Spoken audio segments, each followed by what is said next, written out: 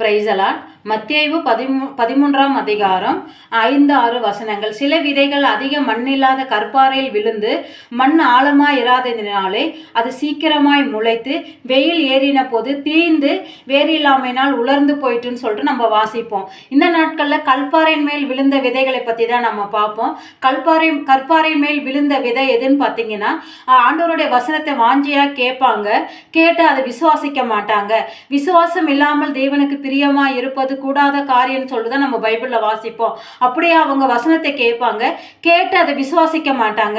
ஆனால் இந்த நாட்களில் அது விசுவாசிச்சா மட்டும்தான் ஆண்டவர் கிரியை நடப்பிக்க முடியும். நீங்கள் வசனத்தை கேட்குறவங்களா இராதபடி அதை விசுவாசிக்கிறவங்களா இருக்கும்போது கர்த்தர் உங்கள் நடுவில் பெரிய அற்புதத்தை செய்வார். அப்போதான் அந்த வசனம் உங்களுக்கு கிரியை செய்யும். இந்த நாட்களில் நீங்கள் வசனத்தை விசுவாசிக்கிறவர்களா மாற வேண்டும் என்று தேவன் விரும்புகிறார்.